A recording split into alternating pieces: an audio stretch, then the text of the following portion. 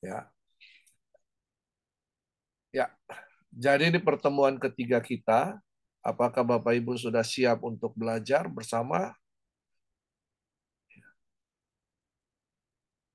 Ah, saya coba ingin melihat jempolnya. Iya, jempolnya yang sudah siap untuk belajar. Kita akan belajar bersama-sama.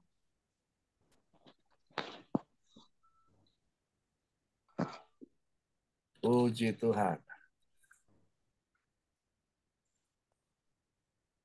Oke, ya. Kelas kali ini, hari ini kita akan diajar oleh Pastor Jonathan Patiasina. Beliau akan mengajar kita tentang kerajaan Allah di Taman Eden. Oke, sebelum kita mulai, Shalom Kak Jo. Iya. Halo. Oke, sebelum kita mulai, mari kita akan berdoa bersama. Kita minta anugerah Tuhan supaya semua bisa berjalan dengan baik dari awal sampai akhirnya, koneksi internetnya semua bisa berjalan lancar. Dan pengurapan Tuhan dalam pengajaran ini. Mari kita berdoa. Terima kasih Tuhan, kami bersyukur kami akan belajar bersama-sama tentang Kingdom Theology, tentang kerajaan Allah di Taman Eden. Mari Roh Kudus tolong semua kami yang terlibat dalam kelas ini, Tuhan memberkati jaringan internet semuanya baik adanya sehingga kami bisa mendapatkan pengajaran-pengajaran yang luar biasa dan kami bertumbuh di dalamnya. Mari Roh Kudus berkati setiap kami, tolong kami, biar pengurapan-Mu atas hamba-Mu Pastor Jonathan Patiasina, sehingga apa yang diajarkan semuanya bisa kami mengerti, kami memahaminya, dan kami bisa menghidupinya. Terima kasih Tuhan Yesus, kami serahkan semuanya ke dalam tangan-Mu, dalam nama Tuhan Yesus Kristus. Amin. Oke, pelajaran ini, kelas ketiga ini kita akan mulai dan saya serahkan ke Kak Jo, Pastor Jonathan Patiasina. Silakan. Shalom saudara-saudara, apa kabar? Saudara kelihatan sangat, ya saya cuma lihat cuma ada 3 video yang ada terbuka. Termasuk Pak Febri dari Batang. Wah, GBI Rock Bima. Puji Tuhan. Praise God. Haleluya. Semua bersemangat. Aduh, Pak Rudi Jayapura. Mantap. Siap. Baik.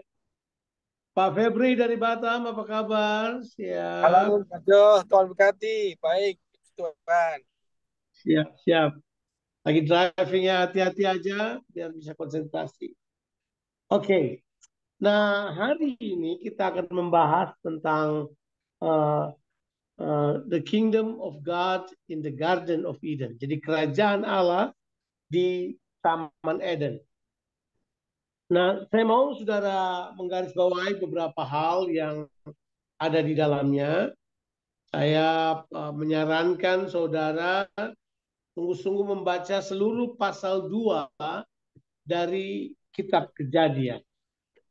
Sebab di pasal 1 kita sudah menyelesaikan beberapa pemahaman tentang tujuan Allah terhadap manusia.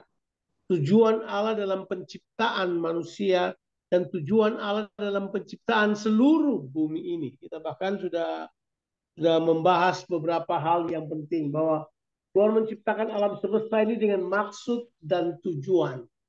Dan manusia kemudian menjadi pusatnya. Ya. Apakah saya masih kedengaran dalam ini? Masih kedengaran ke saya? Halo? Ya, bagus, bagus. Masih. Halo? Ya, Pakai bagus. masih Oke. bagus ya? Ya. Ya. Oke, baik. Saya lanjut. Oke. Jadi, kita telah melihat hal tersebut di dalam 2 pertemuan sebelumnya. Kita sudah melihat apakah kerajaan Allah itu, kita sudah membahas tentang tujuan-tujuan Allah. Kita masih ingat bahwa tujuan Allah itu bagi manusia adalah serupa dengan Tuhan dan kemudian memerintah bersama dengan Dia. Kita sudah tahu itu adalah tujuan yang sangat penting untuk kita.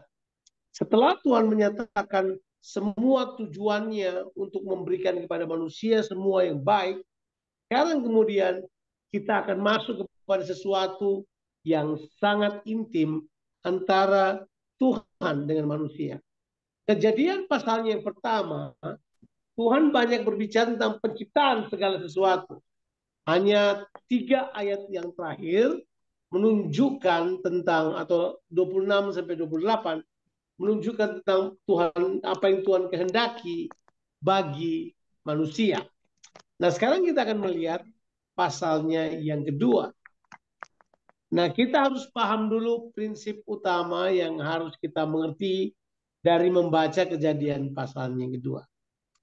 Jadi dalam ini pernyataan kita harus berteologi di sini bahwa Kejadian 1 dan Kejadian 2 itu penulisannya berbeda sumber, tidak ada berbeda sumber penulisannya.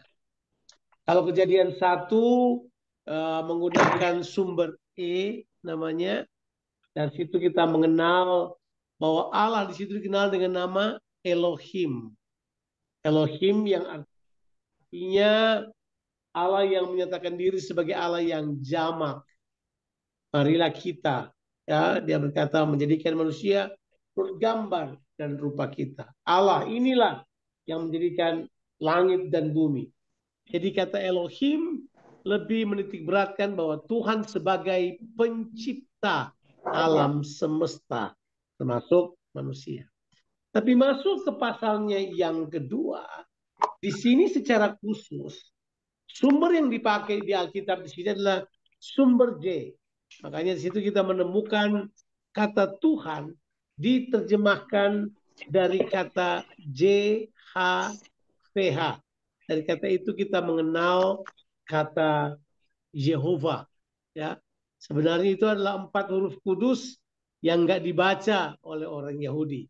Jadi orang Israel sendiri tidak membaca kata itu. Ya, orang Kristen aja yang membacanya. Orang Israel tidak membaca kata itu, ya. Saya udah terbilang beberapa puluh kali datang ke Israel, berusaha untuk bikin mereka baca, nggak pernah berhasil saya. Karena memang mereka tidak boleh membaca kata 4 huruf kudus itu. Y, H, P, H. Itu nggak bisa dibaca kan sebenarnya. All consonant letters. Nggak bisa dibaca. Tapi justru disinilah kita menemukan satu hal yang penting. Catat ini karena ini penting sekali dalam pemahaman saudara. Sampai ke pasal 2 ini, Tuhan mulai memperkenalkan diri bukan cuma sebagai Allah pencipta, yang itu sangat jauh, tapi Tuhan di sini mulai menjadi Tuhan yang dekat dengan manusia. Sehingga disinilah kemudian kita mengenal JHVH sebagai nama perjanjian Allah. The covenant name of God. Jadi di pasal 2 ini mulai diperkenalkan bahwa Tuhan kita itu Tuhan perjanjian. Jadi kerajaan Allah yang dahsyat ini itu memiliki perjanjian-perjanjian. Tujuannya sangat sederhana. Mengapa harus memakai perjanjian? Sabda JHVH ini adalah nama perjanjian Allah. Tujuannya supaya yang pertama, kalau saudara mau catat, tujuannya itu catat di sini aja. Tujuannya itu, tujuan kitab Kejadian pasal 2 ditulis ini supaya kita mengerti, ini Kejadian pasal 2 ya.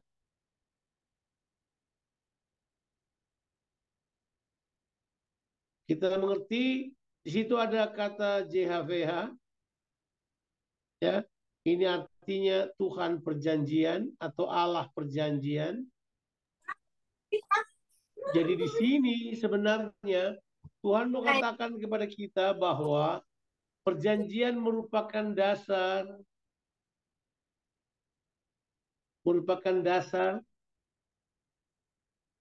pernyataan Allah.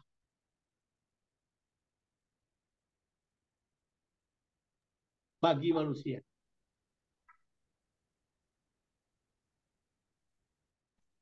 Jadi dalam prinsip kerajaan kita mengetahui bahwa ada perjanjian. Ini bahasa yang kita kenal adalah covenant. Oke, sudah tahu covenant ya. Jadi ini merupakan dasar pernyataan Allah bagi manusia. Jadi kalau Tuhan ingin menyatakan diri pada manusia, maka Tuhan akan set up perjanjian. Ada perjanjian yang Tuhan buat dengan manusia. Nah, di dalam apa yang kita baca, kalau kita mengerti dalam terang perjanjian, kalau Kejadian 1 itu namanya Adamic Covenant, perjanjian Tuhan menciptakan manusia. Sedangkan di Kejadian 2 kita mengenalnya sebagai Edenic Covenant. Jadi di Kejadian 2 ini itu ada yang dikenal sebagai Edenic Covenant. Atau kalau kita mau lihat yang lain kita sebut sebagai perjanjian Eden. Nah, ini penting buat kita untuk ketahui. Perjanjian Eden ini adalah perjanjian yang Tuhan buat di Taman Eden dengan manusia. Tujuannya kenapa perjanjian ini penting buat kita? Perjanjian penting karena satu, ikuti dulu ini karena ini penting sekali. Perjanjian penting karena yang pertama, supaya manusia dapat mengenal Allah.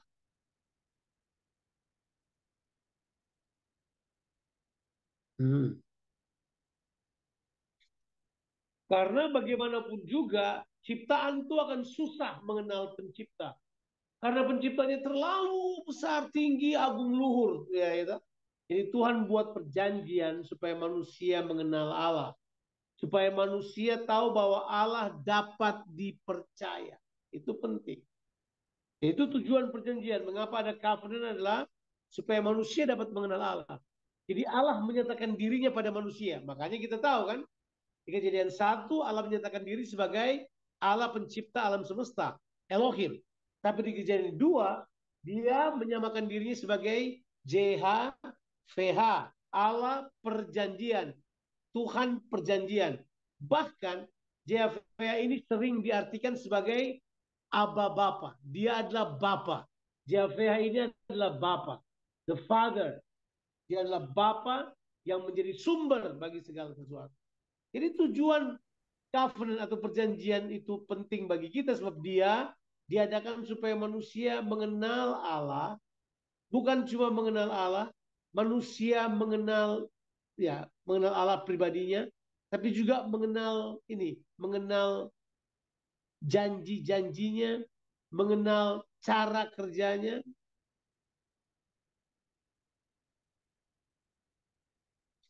Kita kemudian tahu bagaimana Tuhan bekerja. Bahwa Tuhan itu kalau bekerja punya cara. Kita tahu cara kerjanya, kita tahu cara kerjanya. Kita tahu kehendaknya. Ya, justru dalam perjanjiannya dia reveal kehendaknya, dia nyatakan keinginannya. Kita dapat mengenal pribadinya, cara kerjanya, kehendaknya, kita mengenal jalan-jalannya. Nah, ini bagus nih. Kita perlu tahu hal ini, ya. Oke. Yang kedua, kita tahu bahwa tujuan perjanjian itu adalah ini. Supaya manusia memiliki tanggung jawab. Ada tanggung jawab dari pihak manusia. Oke? Disinilah kita tahu ada tanggung jawab dari pihak manusia. Ini manusia kemudian bertanggung jawab. Maafkan saudara-saudara, ini tulisan dalam roh ini, jadi saudara mesti membacanya hati-hati. Ini tulisan dokter punya kakak laki-laki. Jadi hati-hati saja membacanya. Ini ada tanggung jawab yang manusia miliki. Jadi manusia punya bagian, dan bagian manusia itu adalah tanggung jawab. Ada tanggung jawab manusia. Manusia perlu tahu apa tanggung jawabnya. Sebab nanti waktu saudara masuk ke Taman Eden, saudara akan mengerti di dalamnya bahwa manusia dipercayai oleh Tuhan. Oh, itu luar biasa. Nanti di Taman Eden sudah paham betul bahwa Tuhan mempercayai manusia dengan banyak hal yang indah. Jadi manusia akan mengenal tanggung jawab. Tapi yang ketiga adalah manusia juga akan tahu apa yang dapat mereka peroleh. Mereka akan mengetahui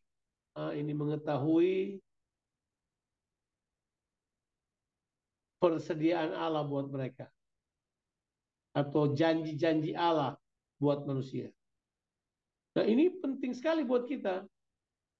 Sebab Tuhan itu waktu dia membuat perjanjian, dia terikat janji dengan manusia. Apa definisinya perjanjian? Ya, saudara, kalau mau catat boleh. Perjanjian itu adalah kesepakatan di antara dua belah pihak atau lebih, di mana dalam kesepakatan itu masing-masing pihak berjanji dengan sumpah dimateraikan oleh darah untuk melakukan tanggung jawab mereka dalam perjanjian tersebut. Jadi manusia kalau sudah memiliki tanggung jawab, dia harus melakukannya. Jadi ada bahagian Tuhan, ada bahagian manusia. Jadi kalau kita sudah mengerti tujuan perjanjian ini, kita sudah agak lebih mudah untuk membahas Kejadian pasalnya yang kedua. Nah, saudara masih ingat di dalam pembahasan sebelumnya bahwa manusia diciptakan untuk apa? Serupa dan apa? Memerintah.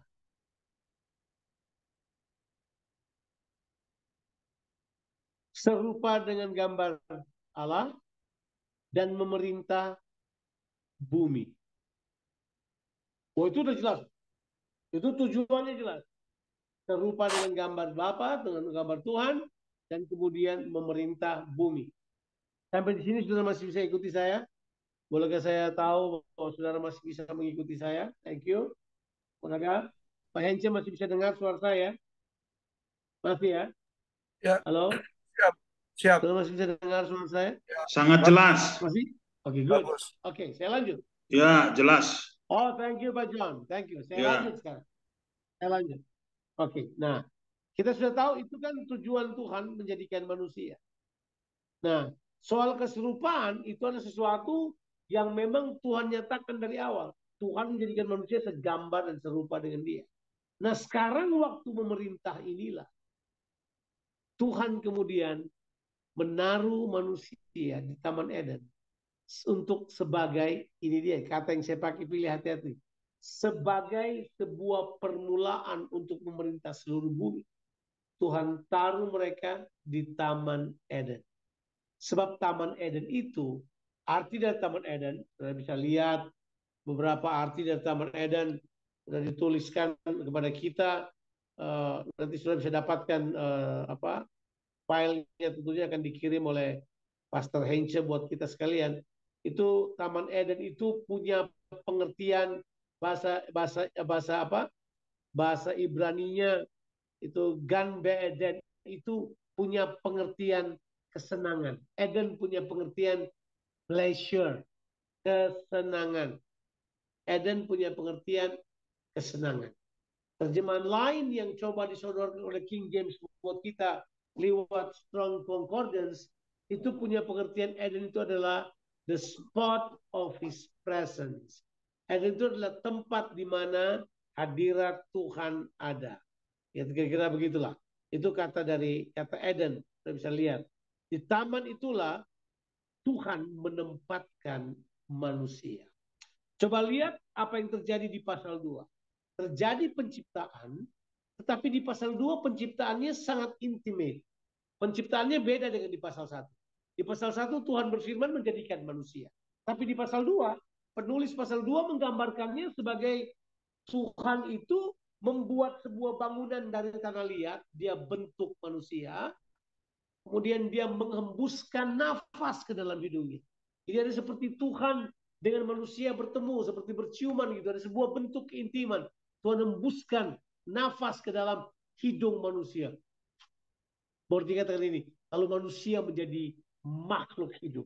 Ada sebuah keintiman yang terjadi yang menyebabkan manusia kemudian menjadi satu-satunya ciptaan Allah yang dapat terhubung dengan Allah secara roh. Karena Allah itu roh. Manusia kemudian memiliki kehidupan yang seperti Allah.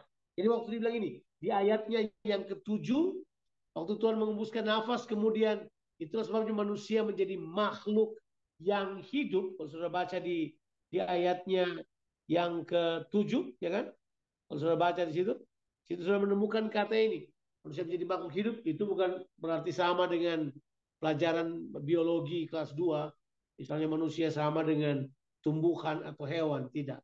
Manusia memiliki hidup yang seperti Allah. Nah, itu tuh. Hidup yang apa? Seperti Allah. Haleluya. Sudah serupa kan? Akan tetapi ini yang luar biasa. Di ayatnya yang ke-8. Manusia sudah serupa dengan Allah, memiliki hidup seperti Allah, memiliki roh seperti Allah, dapat berhubungan dengan Allah, dapat berkomunikasi dengan Allah, dapat berinteraksi dengan Allah. Kemudian ayatnya yang ke-8 kemudian memberitahukan, oh Tuhan mempersiapkan sebuah tempat untuk menaruh manusia. Ayatnya ke-8, kita semua baca. Selanjutnya, Tuhan Allah membuat taman di Eden, di sebelah timur. Disitulah ditempatkannya manusia yang dibentuknya itu. Jadi Eden itu bisa berarti nama sebuah daerah. Tapi di daerah itu Tuhan dirikan taman. Dan taman itu disebut Taman Eden. Jadi ada daerah namanya Eden yang memiliki taman yang namanya Taman Eden. Itu gampang sekali kita mengerti. Sama seperti di Toraja, ada sebuah tempat, sebuah kafe yang namanya Toraja. Kafe Toraja. Tidak apa-apa. Ini sama seperti itu. Ya. Jadi itu Eden adalah sebuah daerah. Di situ Tuhan dirikan sebuah taman. Kemudian dia beri nama taman itu Taman Eden. Jadi itu bahasa yang dipakai. Ya. Nah, minggu lalu tentu sudah mendengarkan Pastor Heinze menjelaskan bahwa Tuhan menjadikan manusia di luar Taman Eden. Baru di ayat yang ke-8 dia menempatkan manusia di Taman Eden itu. Nah, saudara mesti lihat dulu. Tuhan menempatkan manusia. Ini kata penting, kata menempatkan ini ya. Kata menempatkan ini menunjukkan kepada kita bahwa Tuhan menaruh di situ manusia dengan tujuan dan tanggung jawab. Nah, kata penempatan ini bagus untuk kita pertimbangkan. Kata penempatan itu adalah kata yang penting ya, menempatkan Adam. Kata itu sudah boleh baca nanti kalau ada tulisannya itu. Kata itu menggunakan kata yanikehu. Yanikehu itu punya pengertian tinggal atau berbaring. Ini luar biasa. Jadi dia ditempatkan di situ supaya manusia tinggal. Jadi Eden itu menjadi dwelling place, tempat tinggal buat mereka. Tapi kata berbaring itu punya pengertian yang terkoneksi dengan nama leluhur mereka, apa nama leluhur mereka yang bernama Nuh. Saya tidak membahas hal tersebut, tapi saya cuma mau katakan kepada saudara bahwa kata penempatan itu adalah istilah kerajaan sebenarnya. Saya yakin artinya, saya sudah teliti bahasa aslinya tadi itu yang kita sebut dalam bahasanya yanikehu ini. Yanikehu itu punya pengertian ditempatkan. Sama seperti satu pemerintahan menempatkan perwakilannya. Sama seperti satu pemerintahan apa? Menempatkan perwakilannya. Wah, itu betul. Jadi Adam ditaruh di situ sebagai perwakilannya Tuhan. Jadi betul, dari awal kata itu udah jadi kita ini adalah representation dari Tuhan. Kita representatif of God. Kita ada di bumi ini. Tuhan taruh manusia di bumi ini sebagai perwakilannya. Dia menempatkannya di bumi. Itu jelas. Menempatkannya di bumi, di taman itu sebagai bentuk pemerintahan. Luar biasa. Jadi sekarang, jadi rupanya, ini dia nih. Penempatan Adam, yang dulu penempatan Adam di Taman Eden ini,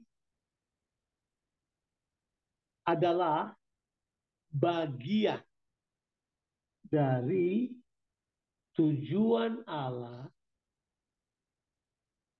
untuk menetapkan kerajaannya, kerajaan Allah, saya sikat K aja, di bumi ini.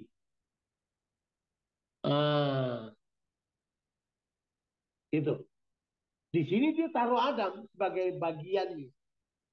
Nah, saudara perlu membaca dulu supaya jangan salah mengerti. Ini saudara mesti mengerti ini. Penempatan Adam itu didahului dengan penyediaan Allah. Itu dia kita harus tahu. Bahwa sebelum Tuhan menempatkan manusia di Taman Eden itu, Tuhan sudah siapkan Taman Eden itu.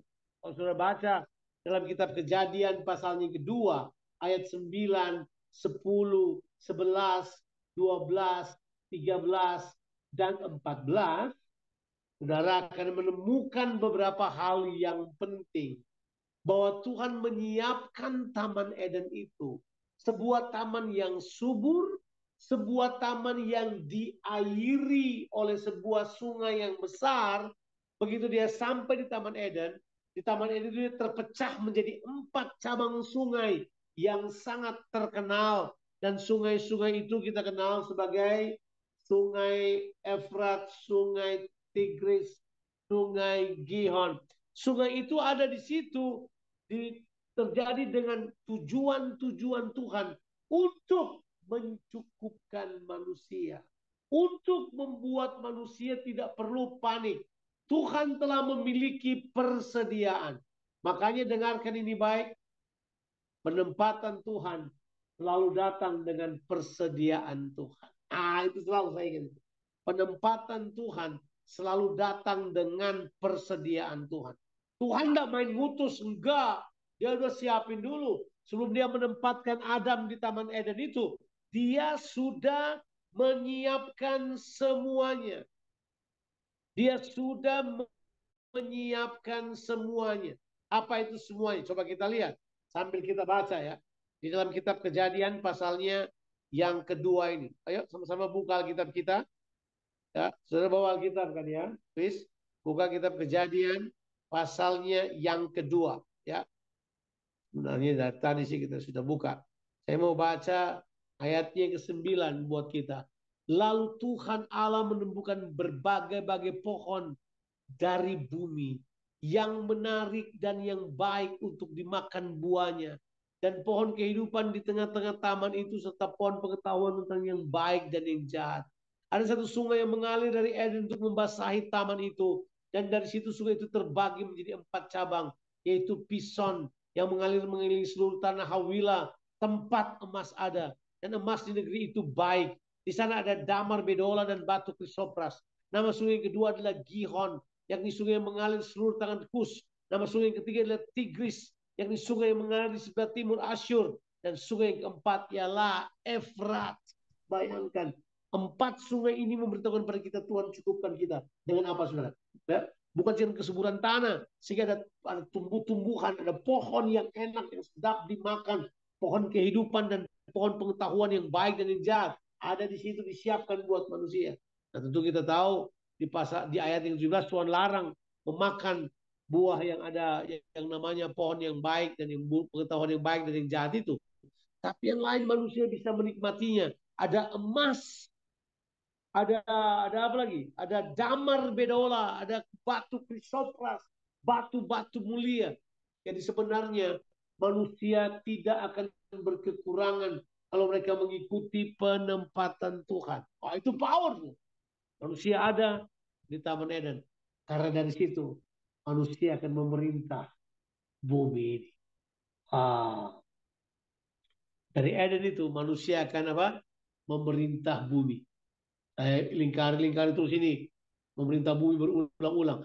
Karena dari situ manusia akan memerintah bumi. Ya. Kemudian ayatnya yang ke-15. Di sini kemudian kita menemukan. Jangan lupa, penempatan Adam di taman ini adalah bagian dan tujuan Allah untuk menetapkan kerajaannya di bumi. Sehingga manusia menjadi perwakilan Allah di muka bumi ini. Manusia adalah raja di atas muka bumi ini. Mewakili raja di atas segala raja yang adalah Allah. Manusia ada di bumi untuk memerintah bumi ini. Di sini kemudian kita lihat ayatnya yang ke-15. Coba lihat ayat yang ke-15. Ini penting sekali. Sebab ini adalah kita mengerti yang disebut dengan pekerjaan. Cara kita memerintah itu. Itulah pekerjaan yang Tuhan berikan buat kita. Jadi pekerjaan pertama Adam yang diberikan oleh Tuhan kepada manusia itu ditulis di ayat yang ke-15. Saudara tentu akan mendapatkan catatan mengenai hal ini. Yang pertama adalah dia harus mengusahakan.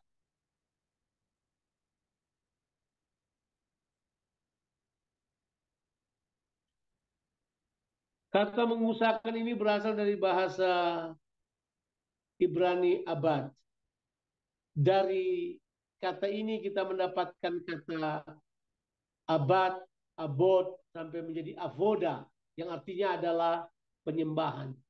Sebab memang kata abad artinya adalah, dalam bahasa Inggrisnya kalau baca di Strong Concordance, itu adalah kata abad itu adalah Levitical service unto God. Jadi abad itu adalah pelayanan keimamatan bagi Allah. Jadi kita menemukan bahwa pekerjaan manusia pertama itu adalah pekerjaan keimamatan. Jadi dari awal memang manusia itu sudah merupakan imam dan raja. Itu udah jelas. Itu udah jelas. Jadi dari awal manusia punya pekerjaan itu adalah merupakan pelayanan Levitical. Seperti sebuah ibadah kepada Tuhan. Itu jelas. Itu pekerjaan pertama kita adalah Levitical service. Semuanya untuk Tuhan. Disitulah sebenarnya pemerintahan Tuhan terjadi. Jadi kita mengerti semua pekerjaan yang kita kerjakan adalah untuk Tuhan. Segala sesuatu yang kita lakukan, semuanya itu adalah untuk siapa? Untuk Tuhan. Tuhan pusatnya. Tuhan merupakan sasaran dari semua pekerjaan kita. Semua pelayanan kita. Semua yang kita kerjakan. Jadi memang sudah dari awal Levitical responsibility sudah ada pada manusia. Saya selalu bilang imam dan raja memang sudah merupakan ide Tuhan sebagai tanggung jawab manusia untuk melakukannya. Kata yang kedua adalah menjaga. Kata menjaga ini berasal dari bahasa Ibraninya zamar. Ya, zamar memang penjaga. Kata penjaga itu adalah memelihara. Kata di dalam terjemahan bahasa Indonesia, mengusahakan abad, menjaga atau memelihara zamar.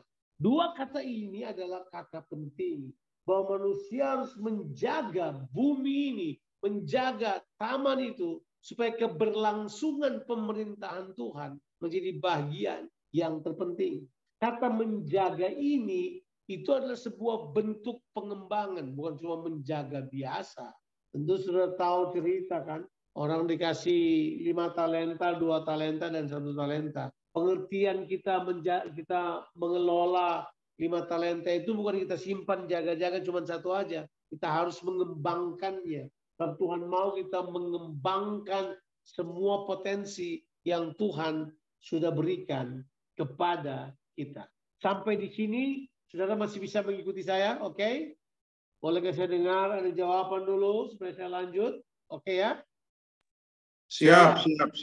Thank you, Efda. Oke, nah sekarang kita lanjut ke yang berikut. Sekarang lihatlah bahwa di Taman Eden itu terjadi sebuah peristiwa yang penting. Ya. Karena ada tanggung jawab, manusia selalu dari awal diberikan batasan-batasan yang normal dan natural. Itu jelas. Ya, manusia diberikan batasan-batasan yang normal dan natural. Bilang udah kata itu, normal dan natural. Itu jelas. Itu kata penting yang harus kita lihat di Taman Eden. Jadi coba kita lihat, setelah Tuhan menyatakan semuanya itu, Tuhan memberikan batasan. Kita harus mengerti sebagai manusia, ada sebuah pemahaman yang kita harus tahu. Manusia punya kekuasaan tetap terbatas. Tidak seperti Tuhan. Ya jelas. Kita mesti paham hal itu. Jangan berpikir bahwa kita serupa dengan Tuhan, kita kemudian menjadi sama dengan Tuhan. Ya, keserupaan atau likeness, not equalness. Jadi ya, keserupaan bukan kesamaan. Manusia tidak sama dengan Tuhan. Ya, manusia seperti Tuhan. Dalam konteks ini manusia punya batasan-batasan. Dan Tuhan create batasan sederhana hanyalah untuk membawa manusia pada tanggung jawab dan fokus pada apa yang mereka harus kerjakan. Aturan sangat penting. Jangan sampai kita berpikir bahwa aturan tidak penting. Ya. Segala sesuatu ada prinsip yang mengaturnya. Ya, toh? Ada hukum dan prinsip yang mengaturnya. Segala sesuatu di bawah kolong langit ini ada prinsip dan hukum yang mengaturnya. Ada hukum gravitasi, ada hukum biotek, ada hukum biologi yang terjadi, ada hukum yang disebut dengan evapotranspiration, ada terjadi perputaran air di muka bumi ini. Itu Tuhan sudah atur. Nah, sekarang secara khusus buat manusia ada batasannya. Dan batasannya itu adalah ayatnya yang ke-16 sampai ayatnya yang ke-17. Itu aja.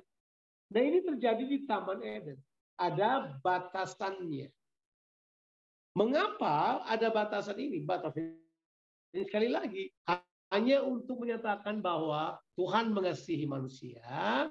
Yang kedua adalah Tuhan mau menjaga manusia. Batasan itu adalah untuk menjaga manusia supaya manusia tidak kemudian lewat dari batas, supaya manusia tetap efektif, ya kan? Tuhan sudah putuskan itu. Air laut batasnya cuma sampai ke pantai. Tidak pernah dia kemudian di bawah ombak kemudian dia sampai ke pinggir jalan, enggak. Soalnya terjadi banjir. Dia kan seperti itu. Air pasang dia sejauh ini, air surut dia sejauh ini. Ada batasan-batasan yang ada dalam kehidupan ini. Nah, kita sebut sebagai the boundaries. Ada boundariesnya ya. Ada boundary, ada batasan. Ini batasan ada di Alkitab. Mengapa kita perlu tahu hal ini?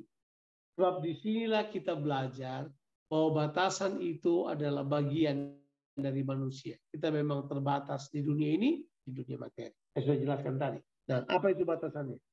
Jangan makan. Itu ditulis.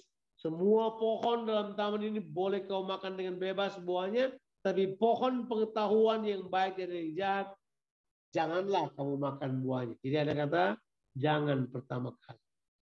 Gimana kata jangan pertama kali muncul? Bukan di hukum Taurat. Kata jangan pertama kali muncul di Taman Eden. Iya. Jangan pikir kata jangan itu adalah selalu hukum Taurat. Tidak. Ini di Taman Eden. Wah, memang ada batasan. Itu berhubungan dengan tanggung jawab. Iya. Ada kata apa? Jangan. Nah, semua pohon boleh kamu makan. Kecuali. Tapi pohon pengetahuan yang baik dan jahat. Janganlah kau makan buahnya. Sebab kalau kamu makan dan muncul kata ini. Kamu mati. Itu kata bagus. Dan tentu kita tahu bahwa seluruh pasal 2 cuma ini disebut aja. Cuma bagian ini satu. Dibilang jangan kamu buat. Selesai. Selebihnya kemudian kita tahu. Saya masih ada di pasal kedua. Pelan-pelan saya coba exegete dia secara sederhana buat kita sekalian. Ayatnya 18. Muncul sebuah kata yang lain lagi. Yang belum pernah terjadi sebelumnya. Tadinya semua baik. Tiba-tiba muncul sebuah kata ini. Tidak baik.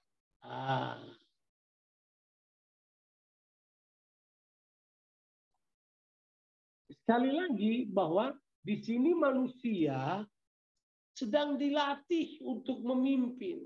Manusia sedang dilatih untuk memerintah bumi ini. Manusia sedang dipersiapkan untuk hal tersebut. Mereka sedang bertugas di Taman Eden. Mereka kemudian mulai diperkenalkan dengan boundaries, tapi kemudian mulai diperkenalkan dengan pilihan. Bahwa dalam kehidupan ini ada pilihan. Ada yang baik, ada yang tidak baik. Kemudian Tuhan mulai berkata kata ini, tidak baik. Kalau manusia itu apa? Seorang diri saja. Wah, ini kebenaran yang luar biasa dari Taman Eden. Tidak baik manusia seorang diri saja. Mengapa tidak baik? Karena seorang diri tidak memberikan gambaran Tuhan. Tuhan kita itu kita. Dia tidak aku, dia kita. Dia tidak sendiri. Dia jamak. Allah Bapa, Anak, dan Roh Kudus. Dia jamak. Dia enggak seorang diri. Dia jamak. Jadi kalau manusia cuma seorang diri di situ, itu tidak menggambarkan Tuhan. Jadi Tuhan berkata, bilang apa? Tidak baik manusia hidup seorang diri. Baru kemudian muncul statement yang berikutnya. Aku akan apa? Aku akan menjadikan penolong. Kemudian terintroducelah kata penolong. Ezer muncul di sini.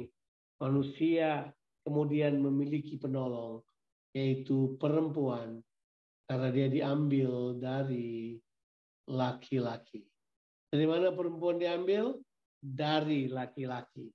Wah, Tuhan kemudian kerjakan hal tersebut. Dia bentuk dari tanah liat. Semua manusia yang nggak dapat di ayat yang 19. Untuk manusia yang nggak dapat ya. Dari binatang-binatang dijadikan. Kalau manusia dapat mungkin ada Garfield, ada Batman, ada ya gitu. Manusia yang berwujud binatang kali. Tapi nggak dapat. Dia mendapat penolong yang sepadan. Di ayatnya yang ke-21 sampai ayatnya yang ke-22. Tuhan kemudian melakukan operasi. Dia buka rusuknya Adam. Kemudian dia bangun perempuan yang adalah penolong itu. For the first time di Taman Eden, keintiman muncul lagi. Nah, saudara masih ingat kan? Saudara masih ingat 4 hal ini? Saya cuma ingatin aja. Masih ingat 4 pembagian dari Alkitab? Yang pertama adalah apa? Penciptaan. Ingat itu ya? Saya ulang aja lagi. Yang kedua adalah kejatuhan. Yang ketiga adalah penebusan. Yang keempat adalah kemuliaan. Ini adalah 4 hal yang penting kita ketahui. Yang sedang kita bahas masih dalam konteks penciptaan. Masih di penciptaan. Tuhan lagi atur semuanya dengan baik. Supaya manusia dapat menjadi pelaksana kehendaknya. Memerintah di muka bumi ini. Tapi manusia tidak bisa memerintah sendiri. Dia butuh seorang penolong. Diberikanlah perempuan. Disinilah covenant pertama yang terdekat dengan manusia muncul yang kita sebut dengan covenant keluarga.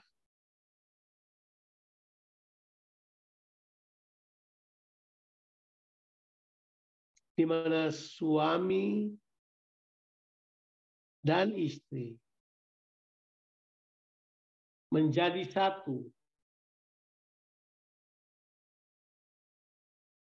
karena ikatan perjanjian. Karena covenant. Terus covenant aja. Saudara paham itu katakan. Karena covenant. Jadi kemudian di sini. Nah ini saya mau beritahu pada saudara. Dalam kesempatan di mana pernikahan terjadi. Ada hal yang penting di sini terjadi. Sekarang ini. Kerajaan Allah.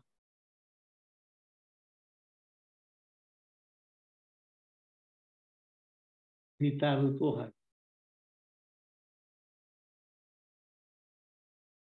Dalam keluarga. Jadi Edenic Covenant ini memberitahukan pada kita bahwa kerajaan Allah itu sekarang ada dalam keluarga. Ini yang kita sebut dengan keluarga sebagai kontainer dari kerajaan Allah. Keluarga itu adalah kontainernya. Dia adalah tempat, wadah dari pemerintahan Allah dijalankan. Dari situlah manusia kemudian menjalankannya. Makanya kalau saudara baca, di situ bilang inilah dia daging dari dagingku, tulang dari tulangku. Dan dia akan namanya perempuan sebab dia diambil dari laki-laki. Sebab itu Alkitab berkata, sebab itu seorang laki-laki akan meninggalkan ayah dan ibunya dan bersatu dengan istrinya. Sehingga keduanya menjadi satu daging. Dua tapi satu. Keluarga tapi satu. Sama seperti Tuhan di sorga. Bapa, Anak, dan Roh Kudus. Di bumi sekarang. Keluarga menjadi satu. Ini adalah kekuatan kerajaan Allah. Makanya kita mempelajari apa yang ada di Taman Eden. Bukan cuma mempelajari tentang sungai apa-apa. Tapi di sini kemudian kita menemukan the first covenant. Mengapa keluarga sangat menentukan berlangsungnya kerajaan Allah di muka bumi ini.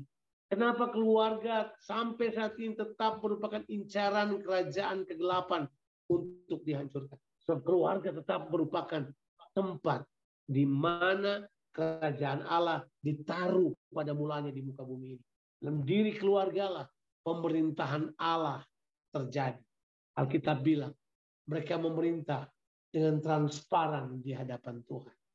Mereka telanjang tapi tidak merasa malu. Mereka kemudian ada di situ. Sudah baca, ya, maka mereka keduanya telanjang manusia tapi mereka tidak merasa malu. Ada beberapa kata yang penting. Ini kerajaan manusia yang adalah menjadi satu kesatuan, ya, menjadi satu kesatuan dalam kehidupan ini. Kita udah membaca dengan jelas bahwa manusia yang dijadikan oleh Allah itu sekarang punya penolong, istrinya, menjadi satu keluarga, covenant. Kerajaan Allah ada di dalam. Saya dapat katakan begini, pemerintahan Allah itu ada di dalam keluarga. Ini Edenic covenant. Inilah yang disebut dengan apa itu? Kerajaan Allah terjadi di dalam keluarga. Wah, ini powerful. Ini menurut saya adalah hal yang kita perlu pikirkan, kita perlu renungkan lebih banyak lagi. Bagaimana keluarga dan perannya di dalam kerajaan Allah. Nah, tentu saudara akan menemukan di dalam sini, di dalam Kejadian pasal 2 ini banyak hal yang luar biasa, ya. Banyak hal yang luar biasa. Kita telah melihat bahwa kepada manusia diberikan pekerjaan dan pekerjaan itu adalah keimamatan. Tapi juga kita melihat keluarga di dalam. Wah, itu powerful sekali. Jadi saya kemudian sadar, yuk kita sebagai orang percaya konsentrasi kepada keluarga kita.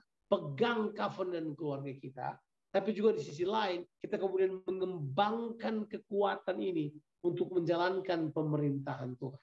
Saya pelajari bahwa keluarga merupakan unit yang paling kuat untuk membangun gereja Tuhan. Dan itu jelas Tuhan mau kita mengerti. Jadi kita tahu bahwa seluruh aktivitas manusia pada waktu itu di Taman Eden yang dilakukan dengan bertanggung jawab pada Allah itu merupakan ibadah keimamatan mereka.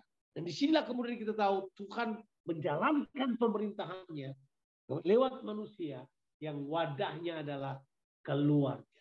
Pantas kan iblis menyerang keluarga.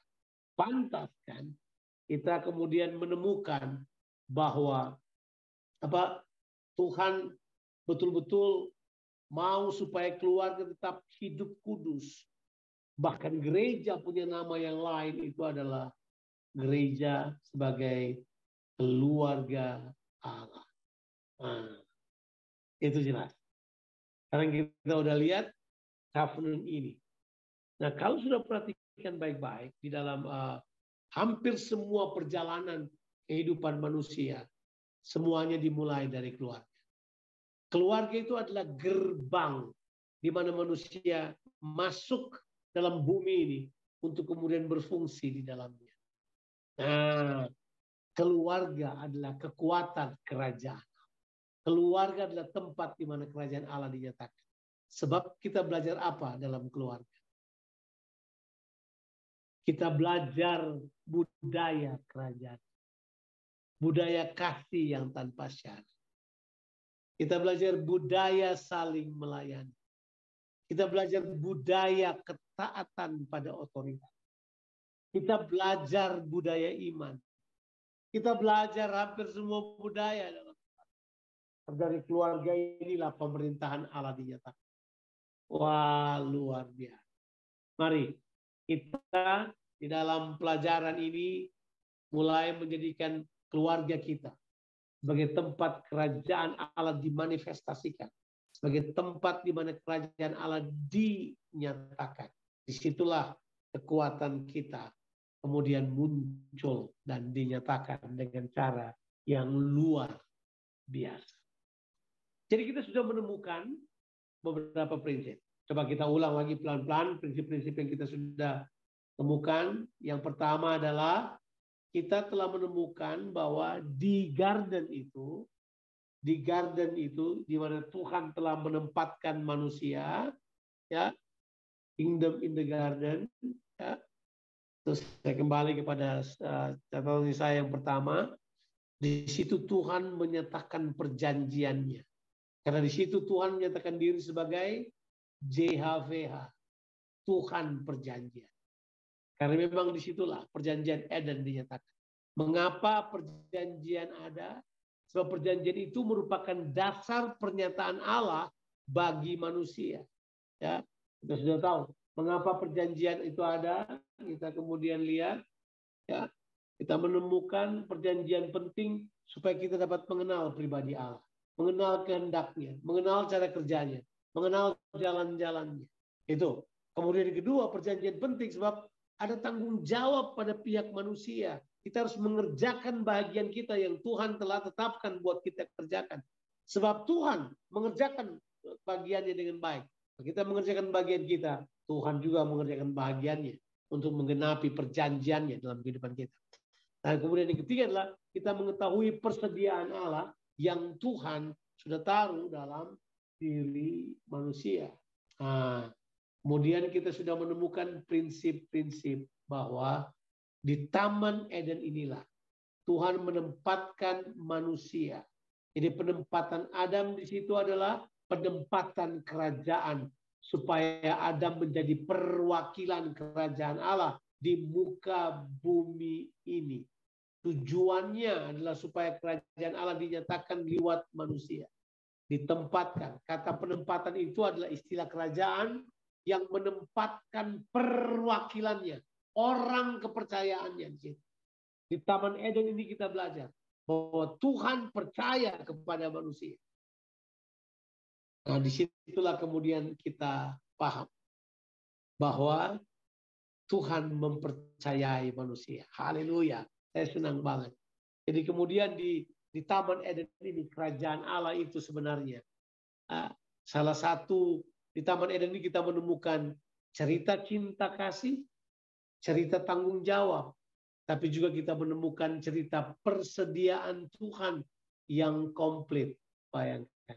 Itu luar biasa tuh, cerita cinta kasih, cerita persediaan Allah, itu juga di dalamnya adalah merupakan cerita di mana Tuhan mempercayai kita sebagai manusia. Bayangkan. Tuhan percayakan Taman Eden. Ini perintah, atur, kembangkan. Oke, jalankan. Waduh, ada banyak prinsip yang harus kita tarik. Dan kalau saya harus satu persatu mengatakannya akan sangat banyak. Buat saya itu stop here.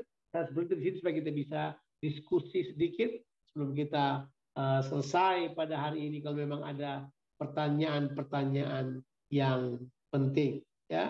Nanti kemudian menemukan bahwa ada juga boundary yang Tuhan taruh di dalamnya. Boundary itu bagus supaya manusia belajar bertanggung jawab dan manusia mengetahui bahwa ada batasan bagi manusia.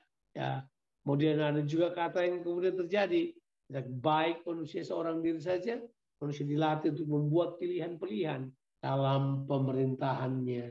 Kemudian kita mengerti bahwa disitulah kemudian ada covenant keluarga, hubungan suami istri. Ya. Nah, jadi kita masih ingat ya, Alkitab itu punya 4 narasi utama.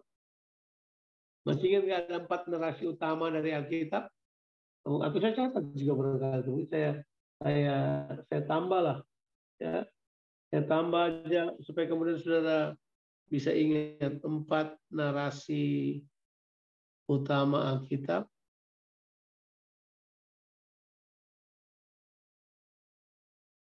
Yang pertama, Allah adalah Raja. Itu narasi utama.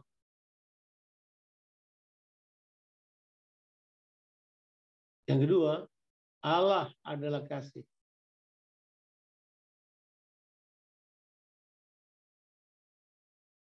Yang ketiga, Allah memilih manusia. Karena Allah percaya pada manusia tentunya.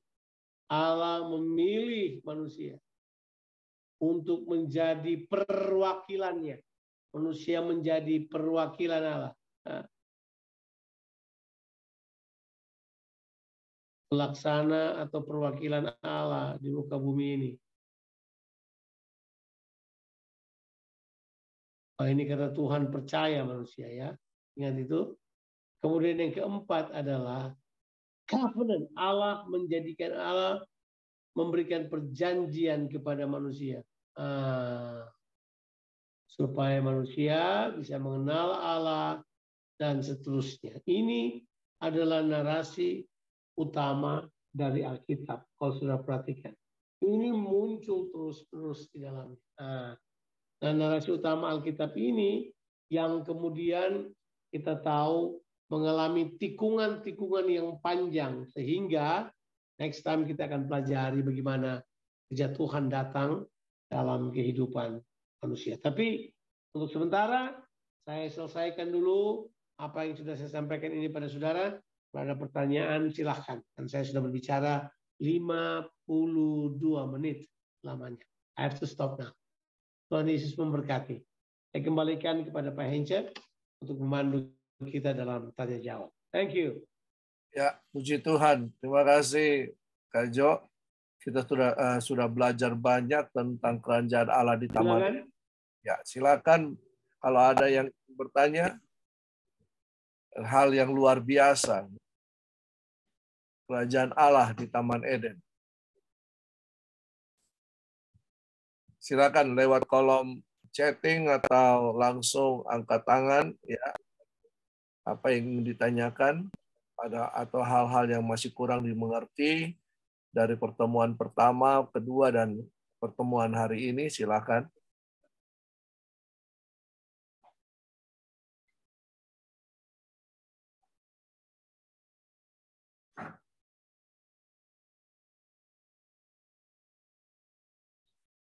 Pastor Hence, boleh nggak kepada mereka diberikan yang itu catatan yang dari buku Kingdom Theology, sampaikan ke mereka. Boleh ya? Ya. Ya. Kita punya Nanti notes lah. saya kalau mau, ya. Ada pertanyaan silakan.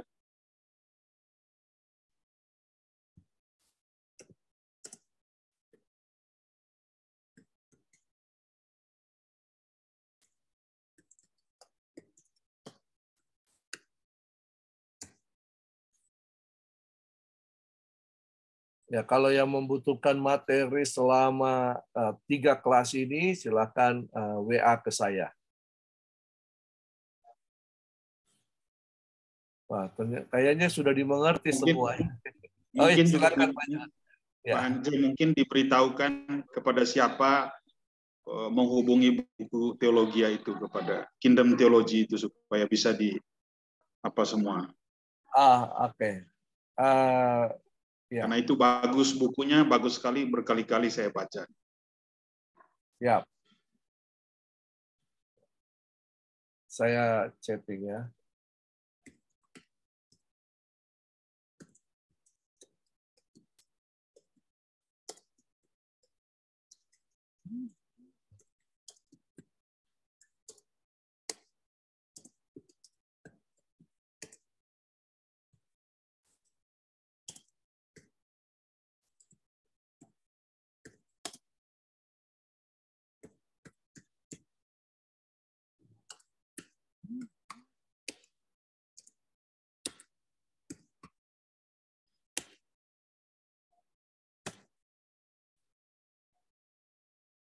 Ya, Bapak Ibu silakan jika ada pertanyaan atau ada hal-hal yang kurang dimengerti. Mulai dari pelajaran pertama, kedua, dan ketiga.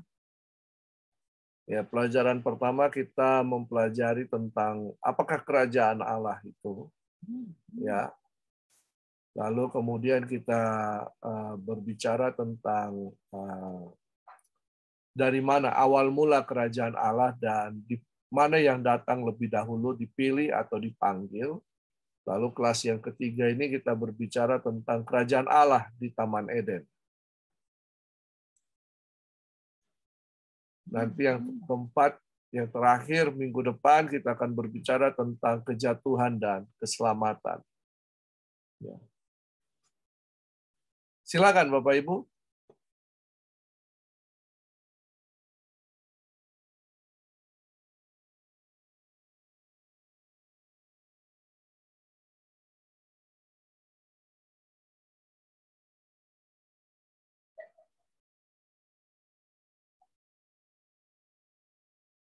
Ya, nanti sebentar setelah sesi ini saya akan kirim bagi Bapak Ibu yang ingin mau atau yang ingin materi-materinya.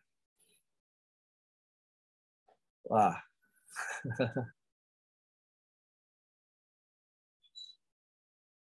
Gimana? Apa sudah dimengerti atau ya? Ada satu di kolom chatting. Shalom Pastor Jonathan, bisa minta tolong untuk dijelaskan kembali tadi tentang ada daerah yang namanya Eden. Lalu di daerah itu ada sebuah taman yang bernama Taman Eden. Maaf, belum paham. Ya, silakan. Ayo.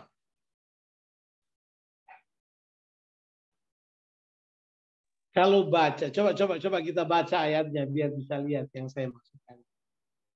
Jadi memang kata Taman Eden itu sendiri tidak muncul ada kata Taman Eden. Ya, cuman karena taman itu ada di daerah Eden, gitu ya. Coba kita lihat Kejadian pasalnya kedua, ayatnya yang ke-8 karena kata itu muncul di ayat tersebut. Ya, coba kita lihat Kejadian pasalnya yang kedua, ayatnya yang ke-8. Selanjutnya Tuhan Allah membuat taman di Eden. Jadi Eden itu merupakan tempat satu daerah, ya kan? Merupakan nama tempat daerah. Jadi Tuhan buat taman di Eden. Nah, di sebelah timur disitulah ditempatkannya manusia yang dibentuknya itu. Itu ayat 8. Tapi ayat 9 dia sudah ayat 15 dia sudah berubah nama, dia bukan lagi taman di Eden, tapi dia telah menjadi Taman Eden. Ya kan? Lihat bedanya nggak sih? Coba lihat. Ayatnya yang ke-8, Tuhan membuat taman di Eden. Jadi Eden itu nama sebuah daerah. Di daerah Eden itu Tuhan membuat sebuah taman. Ya. Tapi di ayat yang ke-15, taman itu sudah diberi nama. Namanya Taman Eden. Ya kan?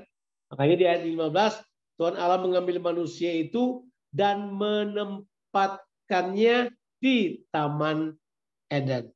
Kata menempatkan sama seperti menanam gitu, itu seperti pohon yang ditanam. Tapi kalau baca bahasa Ibraninya itu ya ayatnya yang ke-8 itu kata Tuhan menetapkan planted ya and planted itu being itu garden itu sama kata planted itu sama bahasa Ibraninya dengan kata itu tadi menempatkan manusia. Wayasem menempatkan manusia, tapi kalau planted pohon itu living being itu planted kata yang dipakai itu adalah wayita ya sama dari kata yang sama. Itu kata yang dipakai. Jadi jelas kalau kita lihat kata Taman Eden itu adalah muncul di ayat yang ke-15. Sementara di ayat yang ke-8 diberitakan kepada kita ada sebuah taman di Eden. Jadi saya memperkirakan ada satu daerah yang namanya Eden. Tuhan memberikan taman di situ, kemudian namanya menjadi apa? Taman Eden. Itu aja. Itu saya kira bukan sebuah penjelasan yang rumit. Saya berharap ini mudah dimengerti. Terima kasih. Ya, jadi ada satu daerah yang bernama Eden, lalu di dalam daerah itu dibuat sebuah taman. Jadi namanya Taman Eden. Ya, oke.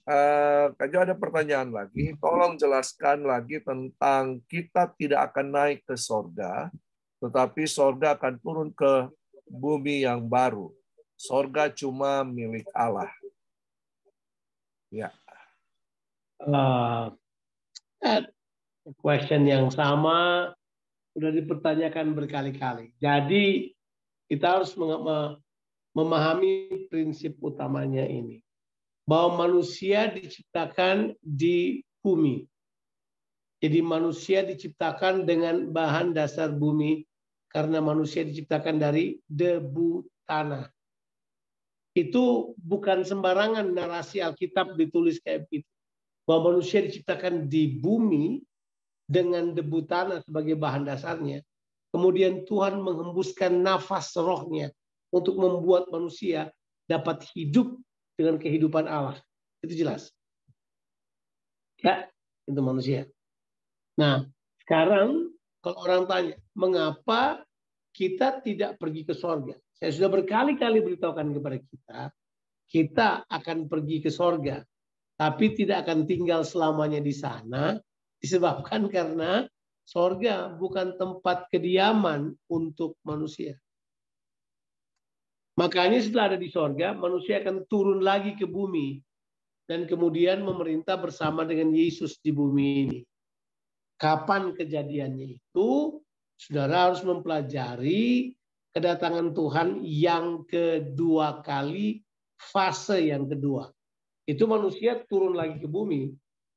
Jadi kedatangan Tuhan fase yang pertama, dia datang ke awan-awan, kita manusia yang ada di bumi ini lihat prosesnya, yang mati dibangkitkan, yang hidup diubahkan, menggunakan pakaian yang tidak dapat binasa lagi. Kemudian itulah yang kemudian bertemu dengan Tuhan di udara. Pada waktu di angkasa, itu kata yang dipakai di Alkitab di 1 Korintus 15, juga dipakai di kitab 1 Tesalonika pasalnya yang keempat. Setelah itu kita akan dibawa pergi ke sorga. Kita pergi ke sorga. Ya. Tapi kemudian Alkitab bilang, ada kedatangan Tuhan yang kedua kali, fase yang kedua. Yaitu dia datang kali yang kedua, menjejakkan kaki di bumi. Dia tidak datang sendiri pada waktu itu. Dia datang dengan siapa? Ya semua orang kudus yang tadi naik ke atas.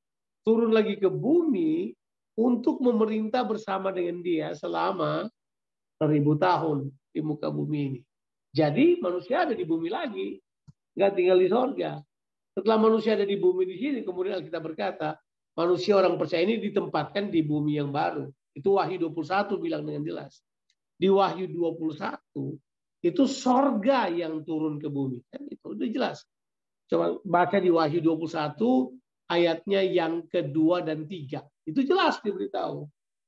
Bahwa langit bumi baru, terus kemudian sorga turun ke bumi. Ya. Seperti itu mempelai laki-laki yang siap berjumpa dengan mempelai perempuan. Turun ke bumi ini. Baru dia mendengar suara. Kata ini. Kalau aku mendengar suara. Lihatlah. Kemah Allah. Berbicara tentang sorga. Yerusalem yang baru itu turun ke bumi ini. Sekarang ada di tengah-tengah manusia. Di mana? Di bumi yang baru. Manusia kemudian tinggal di bumi yang baru sampai selama-lamanya. Jadi kami tidak pernah bilang bahwa manusia tidak pergi ke sorga. Tapi sorga memang bukan tempat kediaman permanen manusia. Paham ya? Itu kami yang sampai kita salah duga. Itu. Jadi kita akan pergi ke sorga, tapi kita akan tinggal selama-lamanya di sorga. Itu sejauh ini itu yang saya ketahui. Dan itu selalu yang merupakan jawaban saya ketika pertanyaan seperti ini ditanyakan kepada saya. Saya kira itu dapat dimengerti ya. Saya berharap yang bertanya bisa mengerti itu. Thank you. Oke, ya. Oke. Ya, ada pertanyaan lagi. Saya mau bertanya, sekiranya Eden merupakan tempat yang sejuk, mengapa iblis ada di Taman Eden? Apakah Eden di dunia tempat iblis dibuang setelah Apakah Eden di dunia, tempat iblis dibuang setelah memberontak kepada Allah? Ya. Kenapa sampai ada iblis di Eden? Apakah iblis dibuang ke Taman Eden? Ya, silakan. Ya, Eden ada di bumi. Oke, jadi Eden itu ada di bumi, bukan di sorga. Nah, kita mesti paham prinsip ini. Sebelum manusia diciptakan, iblis telah dibuang ke bumi. Ya.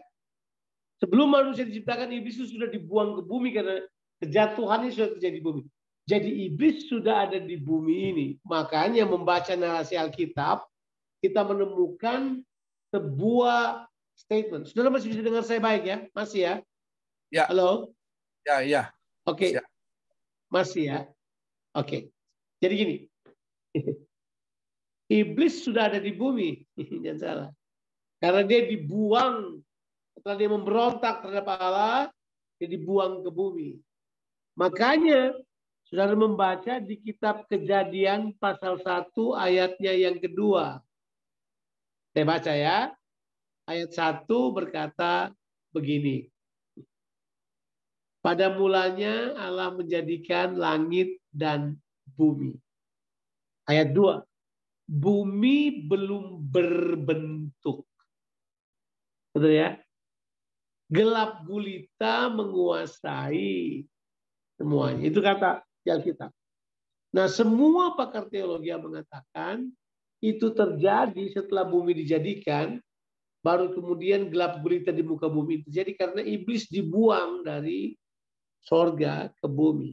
Karena dia adalah makhluk roh, sedangkan bumi ini adalah tempat material, makanya dia mencari wujud. Dia mencari wujud. Dan pada waktu itu, wujud yang ditempati oleh iblis adalah ular.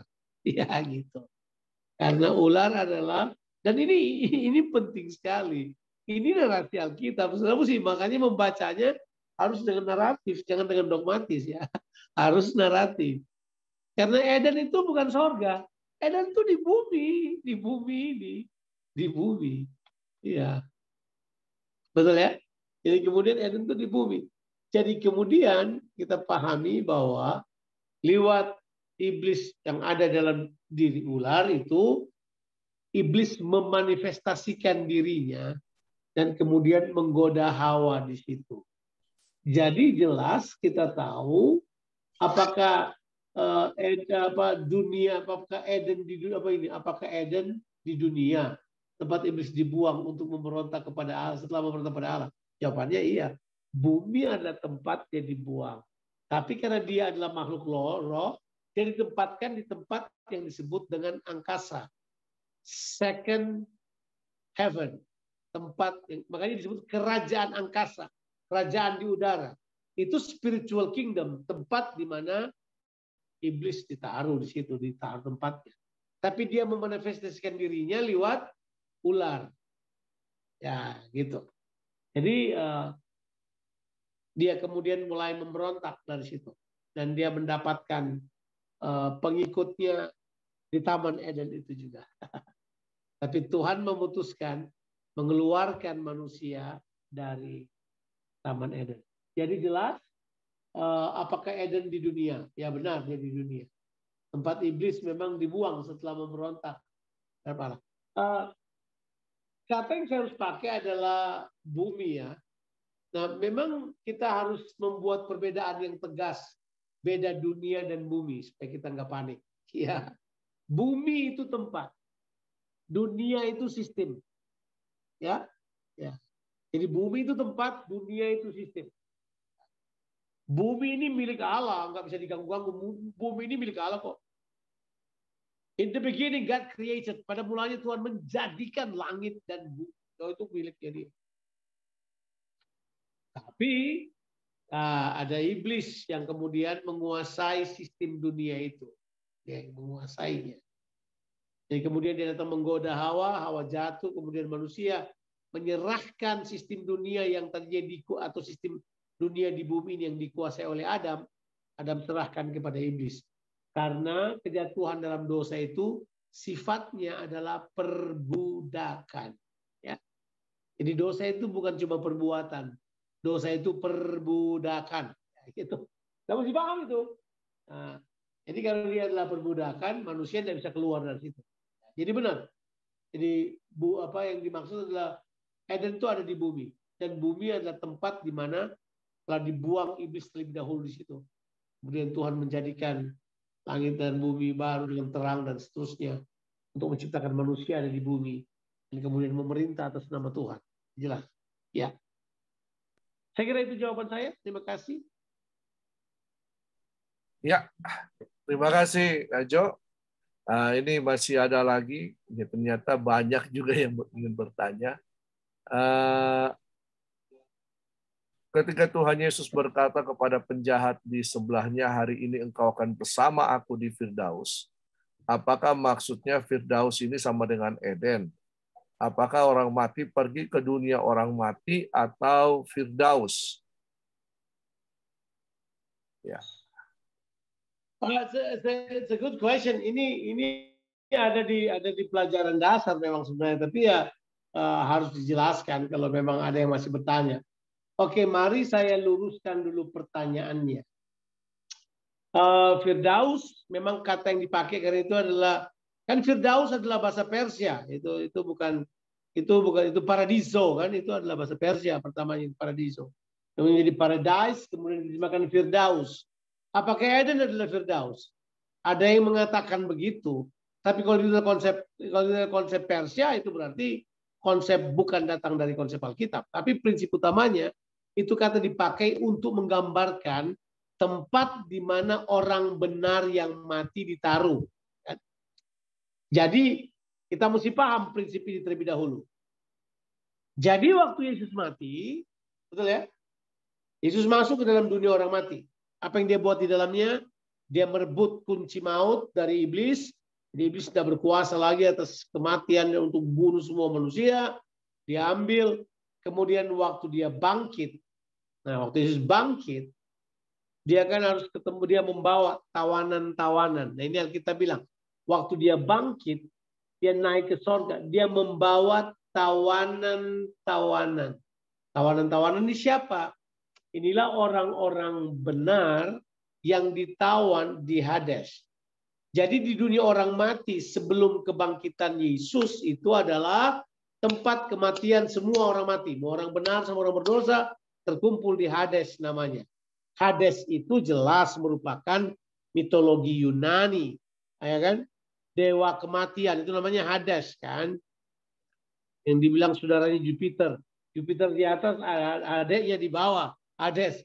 Nah, Hades ini disebut dengan dunia orang mati. Itu bahasa Yunani. Nah, Hades ini tempat di mana orang benar dan orang berdosa atau orang yang bersalah atau semua manusia yang mati ditaruh sebelum kebangkitan Kristus.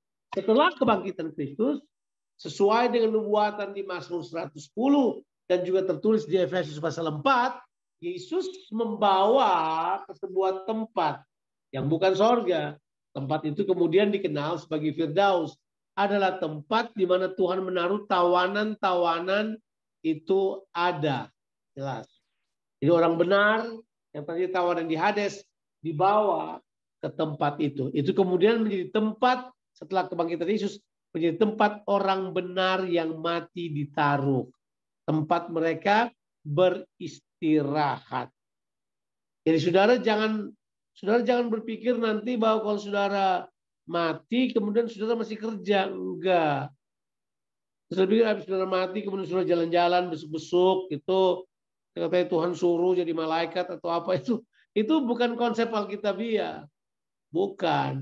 Jadi konsep Alkitab itu manusia mati istirahat. Bilang dulu istirahat. Iya, itu istirahat penting. Nah, kita baca ayatnya supaya sudah tahu ya.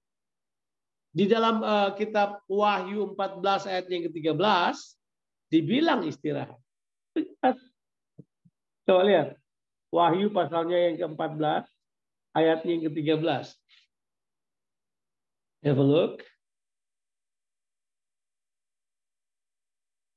Kitab Wahyu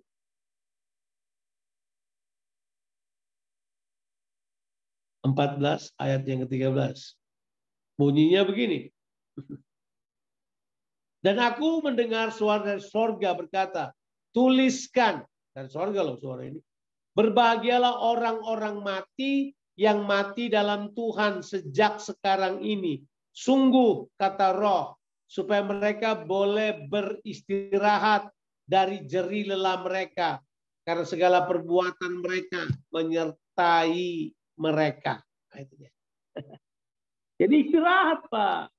Istirahat di mana? Nah, itu tempat istirahatnya itu adalah di mana? Yang disebut dengan orang bilang Firdaus lah itu.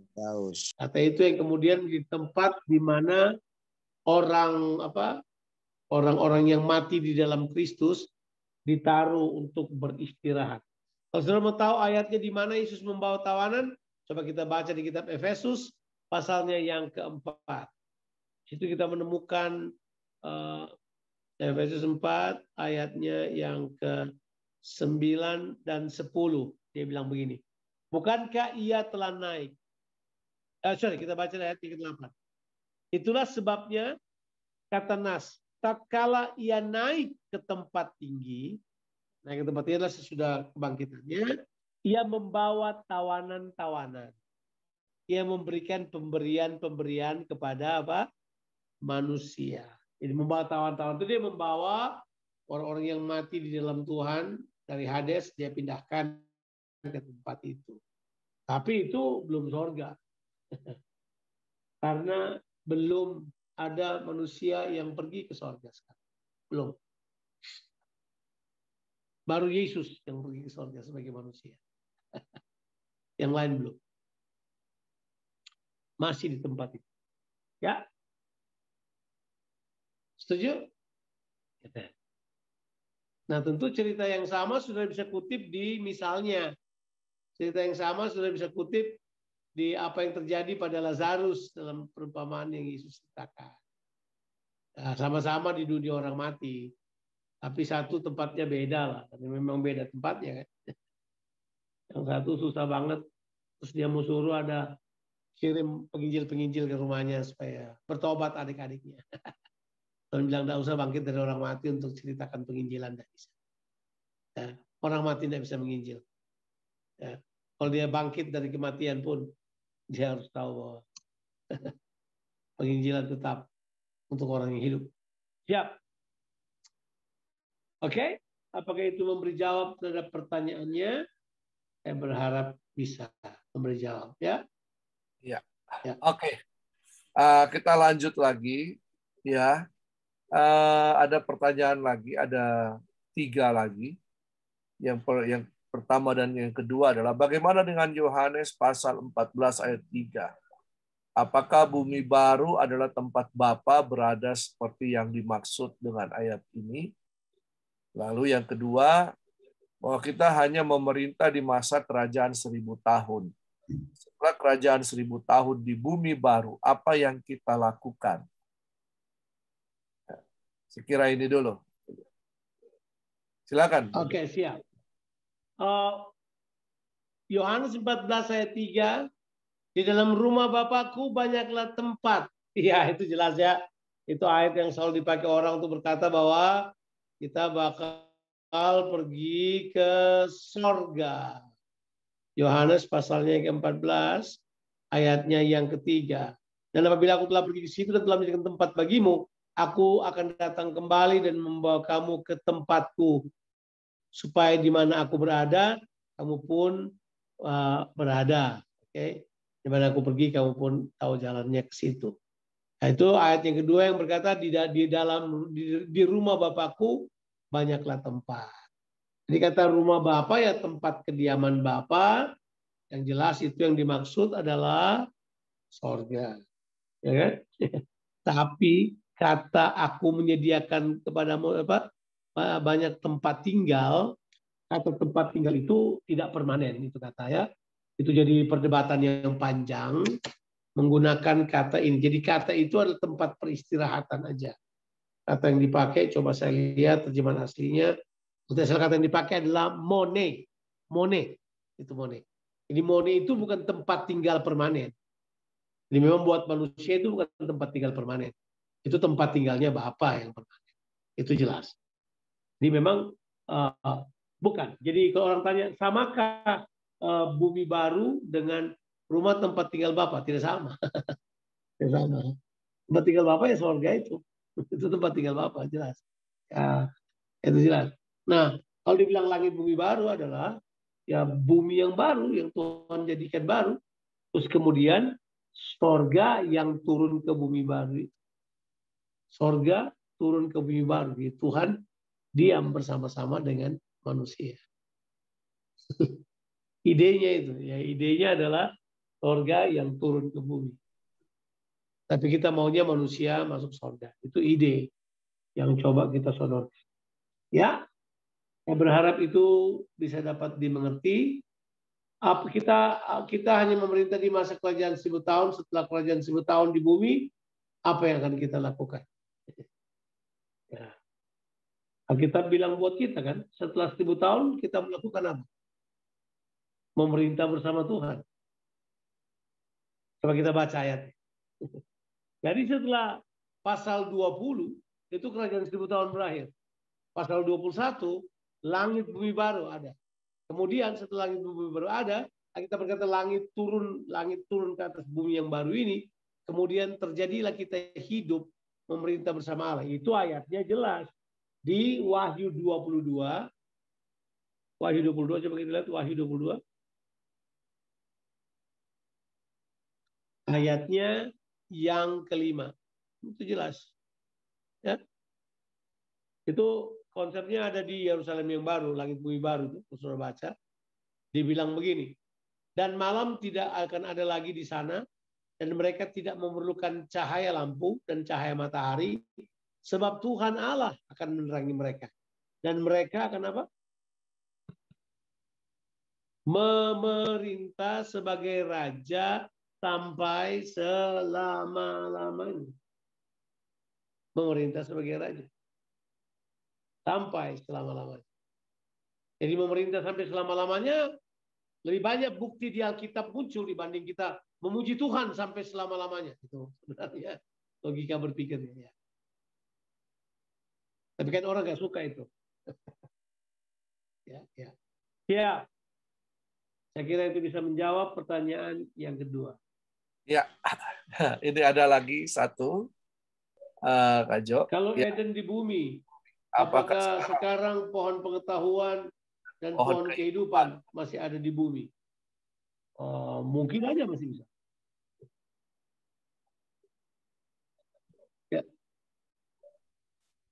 Ya, mungkin ya, mungkin tidak ya. Ya. Oke. Saya nggak tahu apakah dia masih ada atau tidak. Ya. Pohon pengetahuan yang baik di jalan. Karena itu ada di dalam Taman Eden. Nah, Taman Eden kita juga udah nggak tahu, ya.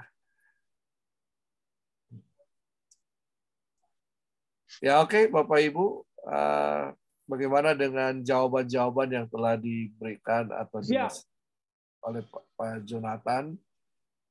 Kita masih punya waktu sedikit lagi. Saya akan memberikan kesempatan kalau masih ada yang belum jelas. Ya, silakan. Saya Pak Ence, Shalom.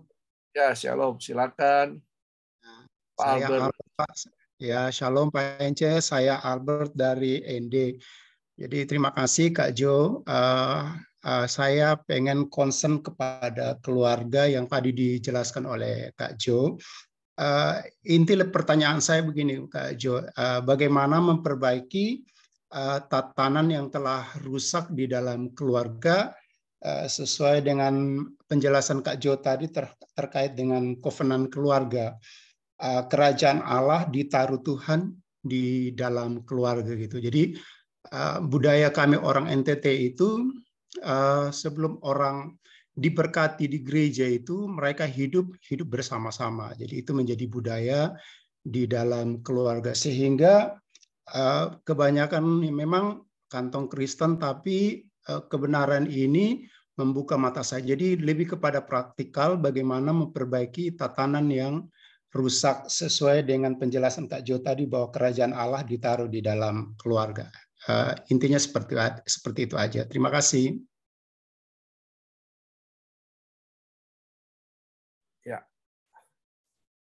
bagaimana memperbaiki ya secara praktikal. Sorry, Pak Jo, masih termute Oke. ya.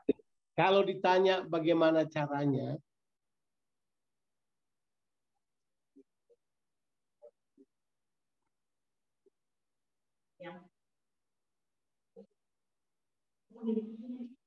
Ya. jadi kalau ditanya bagaimana caranya, saya pikir caranya adalah kita harus kembali kepada pemerintahan Tuhan. Karena sekali lagi, sekarang ini manusia jatuh ke dalam dosa. Jadi harus kembali untuk masuk pada penebusan, kembali kepada tujuan-tujuan dan rencana Allah. Makanya kita harus mengalami keselamatan. Waktu kita diselamatkan, keluarga kita pun akan mengalami keselamatan, kan? Waktu kita kemudian masuk pada keselamatan. Nah, disitulah kita kemudian harus memahami prinsip ini. Karena ini bukan cuma soal berbuat dosa atau apa. Tapi ini adalah soal keluar dari perbudakan dosa. Jadi, keselamatan itu kita dibebaskan dari perbudakan dosa, supaya kita dapat mengerjakan kehendak Allah. Kembalilah melakukannya. Bahwa Tuhan telah menetapkan bahwa seks itu bagian dari covenant. Dan covenant itu adalah bahwa seks hanya dapat dilakukan dalam hubungan suami istri. Jangan di luarnya. Apakah kalau kita sudah berencana kawin, kita dapat melakukan hubungan seks? Jangan, tetap hargai waktu Tuhan, hargai kesucian apa yang Tuhan telah tetapkan, bahwa sebaiknya seorang laki-laki betul-betul keluar meninggalkan keluarganya, ayah dan ibunya, bertemu dengan keluarganya, barulah mereka menjadi satu. Pengertian satu itu adalah satu roh, satu jiwa, dan satu tubuh. Mereka kemudian bersatu. Jadi itu ada proses dulu ya jelasnya. Jadi saya tetap berpikir bahwa kalau ada yang seperti itu, kita harus kembali kepada ketetapan atau covenant keluarga. Bahwa seks hanya bisa dilakukan setelah pernikahan, bukan sebelum pernikahan. Ya. Kalau telah melakukannya, ya bertobat, dikembalikan lagi untuk kemudian dilatih dan dididik dalam jalan Tuhan. Siap, kembali kepada ketetapan. Mantap Pak Albert. Thank you. Siap. Ya. Thank you aja. Oke, Pak Albert. Ya. Ini lagi yang sehubungan dengan berkuasa di langit dan bumi baru. Terus siapa yang kita perintah? Ya. Siapa yang kita perintah? Terus lanjut lagi kedua, tolong tunjukkan ayat tentang kita akan ke sorga sementara. Saya kira tadi sudah dijawab di Yohanes 14 tadi. Kata mone itu kata sementara, ya. Sementara, bukan tinggal tetap. Nah, jadi siapa yang akan kita perintah dalam Wahyu 22 ayat 5? Silakan.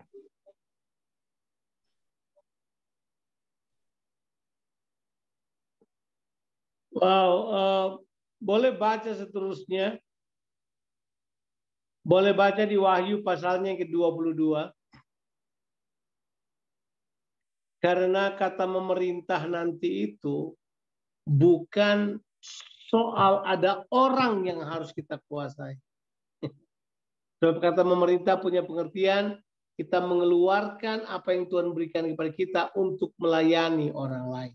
Gitu. Ya.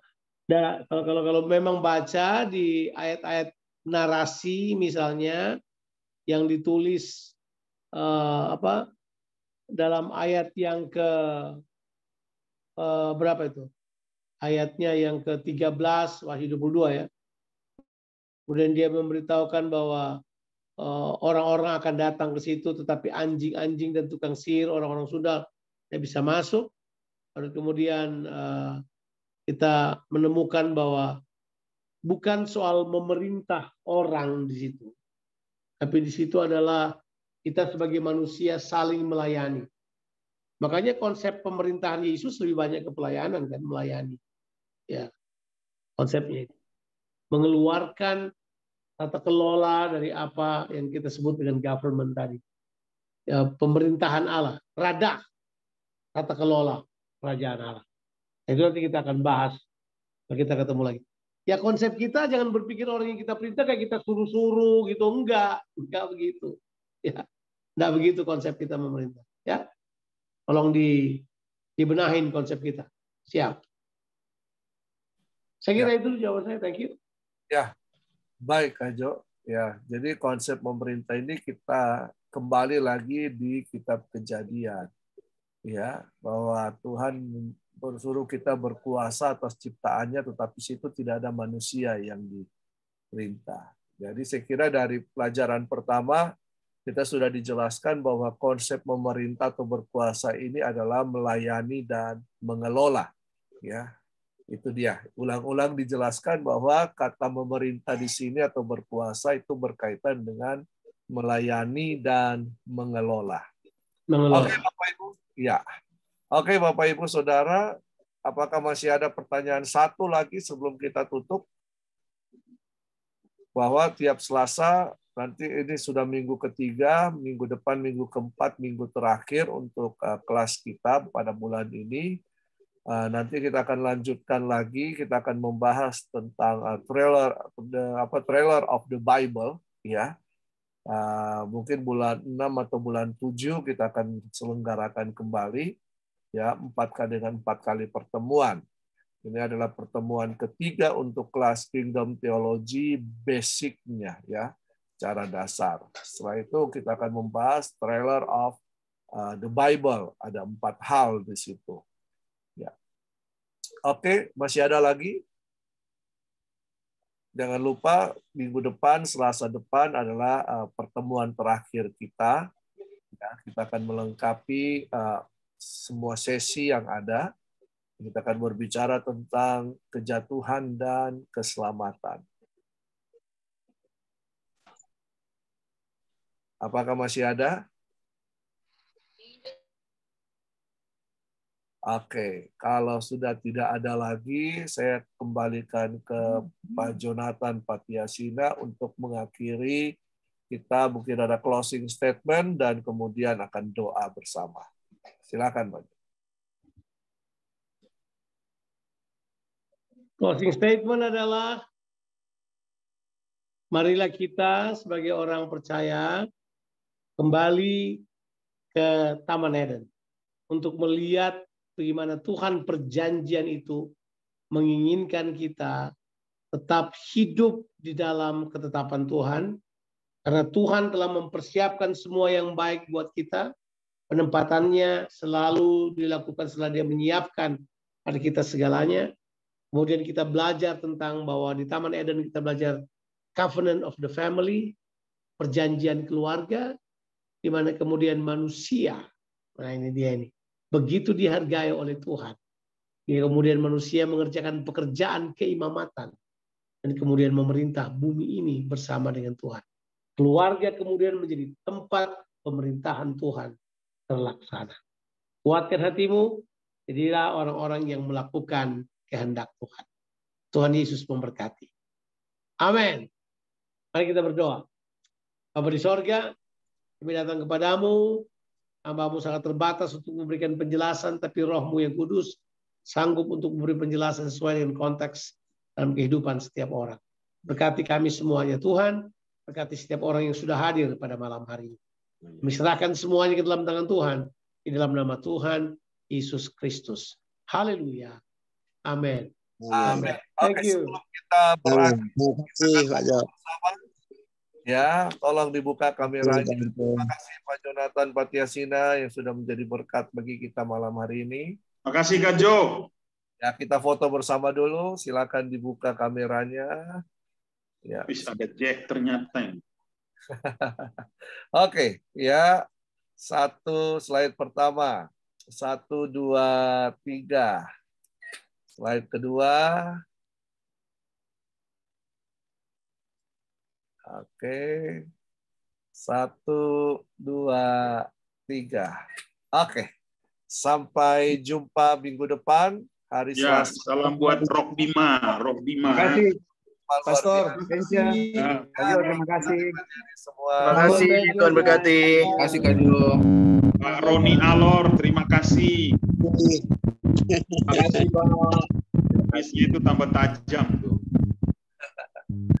Kasih, Pak Jo.